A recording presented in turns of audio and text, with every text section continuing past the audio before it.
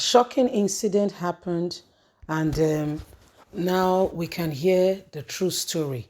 Police orders washed as herdsmen lynched Lagos bus conductor. This happened in Lagos, so, and guess what?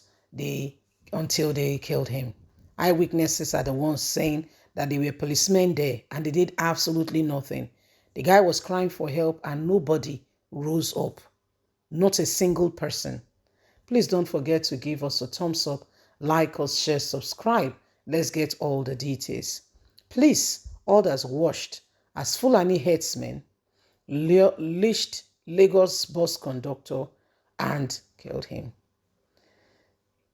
Hell was let loose at Age Mowa area of Badagry in Lagos yesterday after a middle-aged bus conductor was lynched by ravaging cattle herders, Fulani herdsmen, over the death of one of their cows when the commercial bus around 6:30 a.m. run into two cows that strayed onto the highway along the ever-busy Lagos-Badagry Expressway. One of the cows died in the accident. The 30-year-old conductor, identified as Ahmed, aka Omoga, was beaten to death in full glance of some security agencies, including policemen who were on duty around the scene and a crowd of onlookers as these things were happening. Nobody said a word. Further, our police station is also located a few poles from where these herders, Fulani herdsmen, descended on the conductor after his driver fled and beat him to death. The incident, which sparked off a paramedium, degenerated into protest by the people in the area and seen inside by the killings of the conductor, whose body was lying flat in the middle of the road. Eyewitness said the driver of the LT Volkswagen commercial bus with registration number there was coming from mile 2 when the cows suddenly strayed onto the expressway.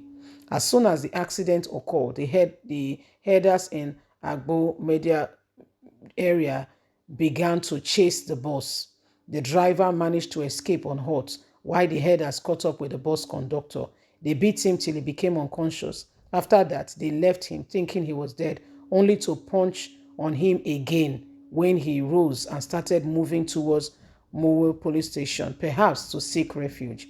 It was learned that when the herders noticed that the conductor was going to the station, they ran after him, caught up with him about 5 meters to the station, where they eventually lynched him and stabbed him to death. However, event at a different dimension when a young man and woman gathered to avail the death of the conductor. The youths who were seeking justice refused to allow policemen to take remains of the conductor to the mortuary to the commanding officer in Brigadier Barrack Commando Abu arrived. Lamenting, a food vendor lamented that the conductor met his untimely death under such agonizing circumstances, in spite of that the fact that 2 police checkpoints were there and nobody did anything. The police did not arise. None of them. They saw the things happen and nobody said a word. So this is what has happened. Nigerian police, you are expecting them to say a word? Are you joking? Like, seriously, say a word for what? They've all been mentally mentored into not saying a word. You don't know that the Fulani herdsmen are a first-class citizen. You don't know. How come you are oblivious to the fact that they are a first-class citizen? You don't know. They are a first-class citizen now. These guys were there. Police were there. And now Gumi is fighting Amotekun in Ondo State, that Olurotimi is being the champion, is looking after Amotekun, that who gave Amotekun the order to go ahead and be arresting Fulani herdsmen, that they want to cause an ethnic battle. That's what Gumi said. But you've forgotten, when they go ahead and commit all forms of crime and atrocity, nobody says a word. Everybody's quiet, everybody's watching as these things are playing out. Nobody's saying a word. This happened in Lagos State. In Lagos State, where there is ban on open grazing, and nobody's saying anything. And then you wake up and turn around and tell Nigerians that, it is the right thing to do, blah, blah, blah. You guys are joking, like a joke, serious joke. Okay, Buhari will not say anything. And Nigerian police, Buhari is the commander-in-chief. So nobody will say anything. They are all in synergy working together. Are you really sincerely expecting Buhari to go against his own words? Have you not heard that Fulani herdsmen have done and do you know the atrocity they have caused? And who is speaking? Who is ensuring that Nigerians are safe? 20 years ago, was it like this? How come all of a sudden Buhari came on the scene and they became emboldened?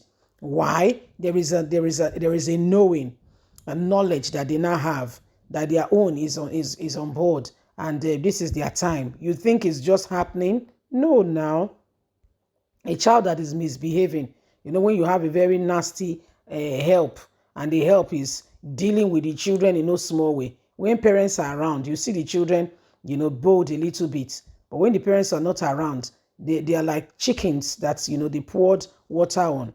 Every one of them will be looking, their eyes will be turning, and they will not be able to speak. They'll be very careful because the help can descend on them any moment from, any moment in time. So they are very careful, you see. So this is what is happening. So that's exactly, the kind of trying to, mirror what is going on. That's what's happening with these Fulani guys. They have a knowledge that you may not be aware of, that Buhari is the president, and Buhari, they all stand together in synergy. They are working under one cause, and they have a mission statement that Nigeria belongs to them. Sadly, who gave them that idea? I don't understand.